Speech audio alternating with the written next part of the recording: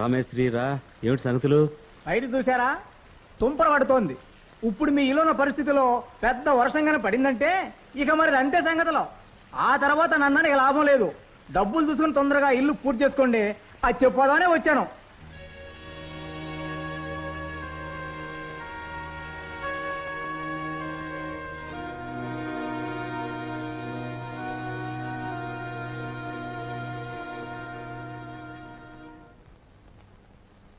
అల్లుడు, జీవితంలో అన్నం లేకుండా కూడా బతకొచ్చు, కానీ ఆత్మాభిమానం లేకుండా బతకూడదు.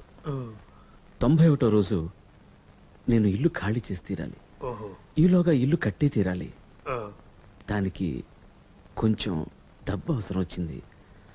నువ్వు సులోచన గొలుసిస్తే ఇల్లు పూర్తయిన తర్వాత వెంటనే తిరిగి ఇచ్చేస్తాను. అయ్యో నాన్న, వ్యాపారం ప్రారంభించడం కోసం ఆ గొలుసు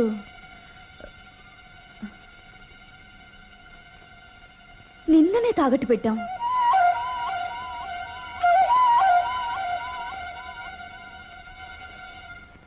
లక్ష్మి, మనకు అదృష్టం రైల్లో వస్తే దురదృష్టం విమానంలో వస్తుంది. అలా అనకండి. వాళ్ళు గొలుసు తాకట్టు పెట్టింది మంచి పనికేగా. మనకది దురదృష్టమైనా వాళ్ళకది అదృష్టం తెస్తే అదే చాలు. ఈ కథ నుంచి మన ఆంధ్రదేశం తెలుసుకోవాల్సిన నీతి ఏమిటో తెలుసా? ఏ తండ్రి తన కూతురికి ఉంగరం పెట్టకూడదు, గొలుసే వెయ్యాలి. అప్పుడే మొగుడు సులువుగా తీసుకోవచ్చు. అయ్యో, ఏమిటి ఉంగరం ఊడిపడిందా? అది కాదండి, సంచి లోపల పెట్టేసి వచ్చేసారు. తీసురా.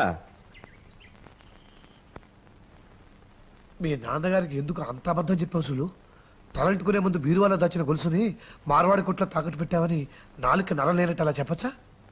నాలుగుకి నరం లేకుండా నా భర్తకి ధర్మపిండం వేస్తానని ఈసడించిన ఆయన గారికి అలాగే చెప్పాలి. పెద్దవాళ్ళు అన్న మాటలకి పెదార్థాలు తీయకూడదు. వాళ్ళ మాటలు సూదులు కూర్చున్నట్టున్నా ఆ మాటల వెనుక మనం బాగుపడాలనే భావన మాత్రమే ఉంటుంది. అత్తయ్య,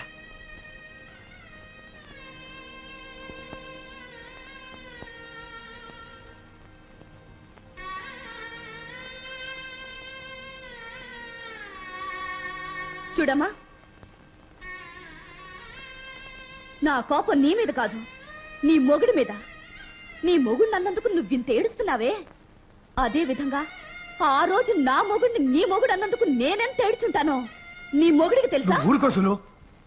చూడండి అత్తయ్య, మరి ఇక మీరేం చెప్పొద్దు అల్లుడు గారు.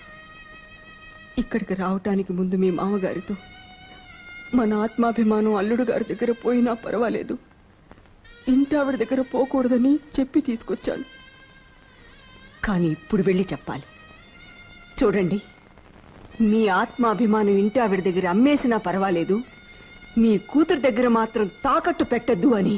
అమ్మా, నువ్వు నన్ను అమ్మ అని పిలవటానికి ముందే ఆయన నా మొగుడే. మాట పడ్డ అల్లుడు కూడా అది మర్చిపోయాడు. కానీ నా కూతురు ఆ మాట కడుపులో ఉంచుకుని బీరువాలో దాచిన గొలుసు తాకట్టు పెట్టావని అబద్ధం చెప్పి కన్న వాళ్ళనే మోసం చేసింది.